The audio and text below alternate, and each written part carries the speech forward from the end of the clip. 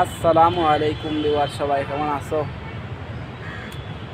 কথা হচ্ছে আজকে একটা ভিডিও দেখাইমু সবারে। আর ভিডিওটা খুব বেশি শেয়ার করবা, আর কথাটা খুব বেশি জরুরি। যেহেতু আমি একটা ভিডিওর সামনে লইয়া যখন আই, তখন ভিডিওটা বেশি বেশি শেয়ার হওয়ার চেষ্টা করবা। কারণ ইসলামিক জিনিসটা মানুষের জায়গায় দেওয়া খুব বেশি ভালো জিনিস। তো দ্বিতীয় কথা হচ্ছে, আপনারা বর্তমানে তো দেখায় বাংলাদেশ লড়াই ঝগড়া চলে। আর আজকে জিনিসটা আমি সার্চ করে দেখলাম, এই লড়াই ঝগড়াটা লাগছে শুধু মুসলমান থাকি। এটা হিন্দু কোনো এটার কোনো জিও নাই। এটা বর্তমানে দরবার একটা লাগছে, এটা হিন্দু মানুষের কোনো জাত তারা দরবারের জিওতো নাই। দেশ স্বাধীন তারা খতরা ইটা কিচ্ছু নাই। দেশ স্বাধীন করার লাগি নাই। এটার মূল জল আজকে আমি গেলাম ভিডিওটা না পারলাম না। ভিডিওটা বানানো খুব বেশি জরুরি মনে করছি।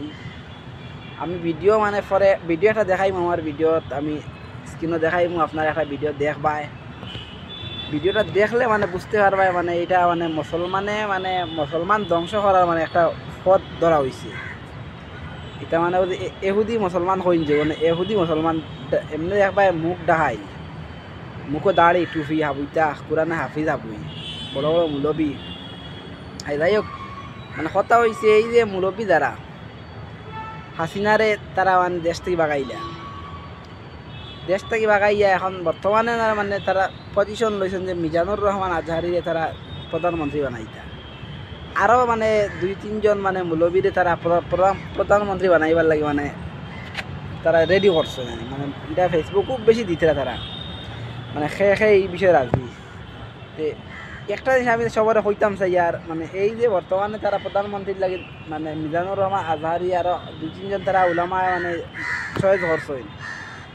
ইগুত যদি একান্ত মিজানুর রহমান আজহারি তারা প্রধানমন্ত্রী গ্রহণ করেন, তো প্রথম শব্দ হইব বাংলাদেশের সারা মাজার ভাঙ্গ। এটা আমি একটা কয়ার অক্টাও প্রথম অর্ডার আইব যে বাংলাদেশের মাজার ভাঙ্গ।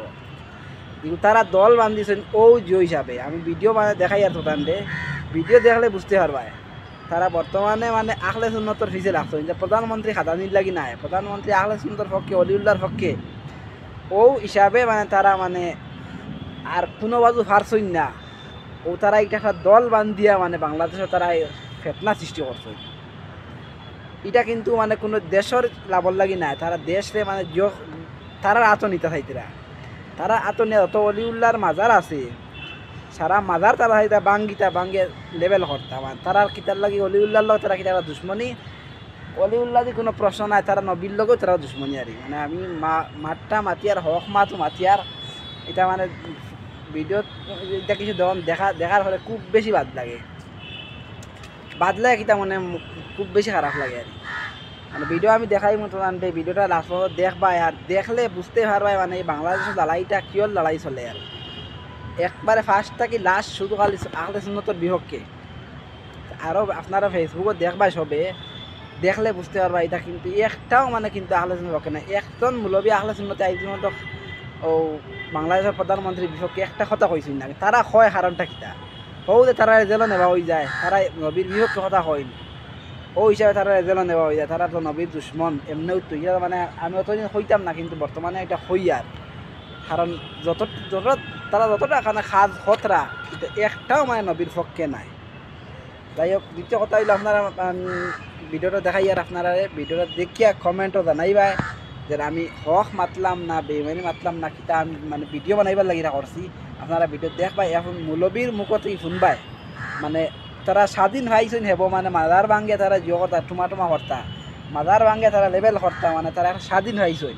তো স্বাধীনটা আমরা আখলে সুন্নত সবার হইয়ার এখন মতো জাগলে তারা এই চান্সটা হয়তো নাই।